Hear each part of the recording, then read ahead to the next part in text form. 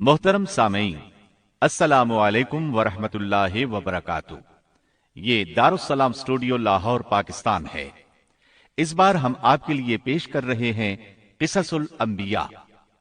انسان کی فطرت میں کہانی یا قصص سے دلچسپی روز اول ہی سے پائی جاتی ہے۔ قصص کا لفظ عام طور پر کہانی یا داستان کے لیے استعمال ہوتا ہے، لیکن قرآن مجید میں انبیاء کے جو قصے بیان کیے گئے ہیں ان کی غرض و غایت کچھ اور ہی ہے۔ اللہ تعالیٰ نے انسانیت کا آغاز فرماتے ہی انبیاء کا سلسلہ شروع فرمایا۔ انبیاء اور رسول پے در پے آتے رہے۔ کہا جاتا ہے کہ رسولوں کی تعداد 300 سے زائد ہے اور انبیاء کی تعداد 1,24,000 سے زائد ہے۔ گویا اللہ تعالیٰ نے بنی نوع انسان کو سیدھا راستہ دکھانے کے لیے اتنی بڑی تعداد میں انبیاء اور رسول مبعوث فرمائے۔ قرآن کریم کے بیان کردہ قصص حقیقت پر مبنی ہیں، اس لیے دوسرے تمام قصص اور واقعات سے امتیازی حیثیت رکھتے ہیں۔ ان کا تعلق خیالات اور ذہنوں سے گھڑی ہوئی باتوں سے نہیں، بلکہ وہ زمین پر واقع ہو چکے۔ انسانوں نے اپنی زندگی کے مختلف ادوار میں ان کا مشاہدہ کیا، اور پھر یہ واقعات اس لحاظ سے بھی منفرد ہیں کہ عبرت کا باعث ہیں۔ قرآن کریم کے یہ قصص لطف اندوز ہونے کے لیے ہرگز نہیں سنائے گئے، بلکہ ان سے تو بنی نوع انسان کو سیدھا راستہ دکھانا مقصود ہے۔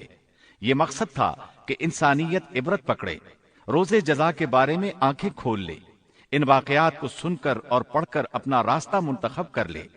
گزشتہ انبیاء کی امتیں جو بھیانک جرائم کرتی رہی ہیں ان سے اپنا دامن بچا لے۔ اسی لیے انبیاء کے حالات سے واقفیت از حد ضروری ہے۔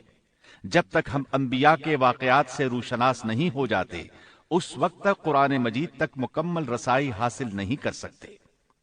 کتنی بار سیدنا آدم علیہ السلام کا قصہ بیان ہوا، کتنی مرتبہ نوح علیہ السلام کا تذکرہ ہوا، اسی طرح موسیٰ علیہ السلام اور بنی اسرائیل کا ذکر آیا، فرعون کا واقعہ بیان ہوا۔ موسیٰ علیہ السلام اور فرعون کا ذکر تو قریب 70 مقامات پر آیا ہے، اور مسلسل قصہ بیان ہوتا رہتا ہے۔ کتنی سورتوں کا نام انبیاء کے ناموں سے منسوب ہے۔ لہذا جو شخص ان قصص سے لا علم ہے وہ قرآن کے ایک بڑے حصے سے محروم ہے۔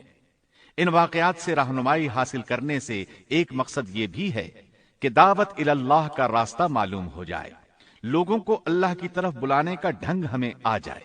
اللہ کرے ہم بھی ان لوگوں میں شامل ہو جائیں جو اللہ کی طرف دعوت دیتے ہیں، ہم بھی نیکی کا حکم کرنے اور برائی سے روکنے والے بن جائیں۔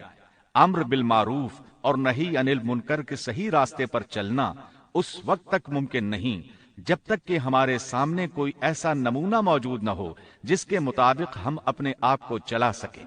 اور صاف ظاہر ہے سب سے عظیم اور بے مثال نمونہ نبی اکرم صلی اللہ علیہ وسلم کی مبارک شخصیت ہے، جیسا کہ اللہ تعالیٰ فرماتے ہیں، لَقَدْ كَانَ لَكُمْ فِي رَسُولِ اللَّهِ أُسْوَةٌ حَسَنَةٌ۔ یقیناً تمہارے لیے رسول اللہ کی زندگی بہترین نمونہ ہے۔ رسول اکرم صلی اللہ علیہ وسلم کے بعد سب سے نمایاں مثال اور نمونہ باقی تمام انبیاء کرام ہیں، پھر صحابہ کرام اور صالح لوگ بھی نمونہ ہیں۔ انبیاء کرام کے واقعات قرآن کریم کے ذریعے ہم تک پہنچے ہیں۔ اسی طرح نبی کریم صلی اللہ علیہ وسلم کی سیرت مبارکہ اور آپ کی احادیث مبارکہ سے بھی ہمیں ان کے حالات اور واقعات معلوم ہوئے ہیں۔ نیز تاریخ کی کتب میں بھی ان کے تذکرے موجود ہیں۔ انبیاء کے موضوع پر لکھی جانے والی کتب میں سے واضح اور نمایاں حیثیت امام ابن کثیر رحمہ اللہ کی کتاب قصص الانبیاء ہے۔ اس کے علاوہ امام طبری کی تاریخ طبری اور ابن کثیر کی البدایہ والنہایہ میں انبیاء کی سرگزشت موجود ہے۔ ہم نے ان قصص کو آپ تک پہنچانے میں انہی کتب کو پیش نظر رکھا ہے، اس لیے کہ قابل اعتماد تصانیف یہی ہیں۔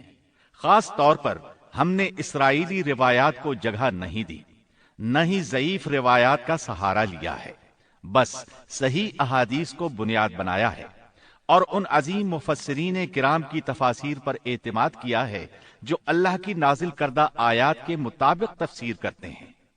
خاص طور پر ہم نے تفسیر ابن کثیر اور تاریخ ابن جریر کو ترجیح دی ہے۔ اس حصے میں آپ سنیں گے زمین و آسمان کی تخلیق سے پہلے کیا تھا، اللہ تعالیٰ کا عرش کہاں تھا، اللہ تعالیٰ نے زمین و آسمان اور پہاڑوں اور درختوں کو کتنے دنوں میں پیدا کیا، کون سی چیز کس دن پیدا کی گئی اور کون سی چیز سب سے پہلے پیدا کی گئی، فرشتے، جن اور انسان کس کس چیز سے پیدا ہوئے، انسانوں اور جنوں کی تخلیق کا مقصد، ابلیس کون تھا۔ تو آئیے سنتے ہیں دارالسلام اسٹوڈیو لاہور پاکستان سے قصص الانبیاء کا پہلا حصہ، تخلیق کائنات اور تخلیق آدم۔ پیشکش محمد طارق شاہد۔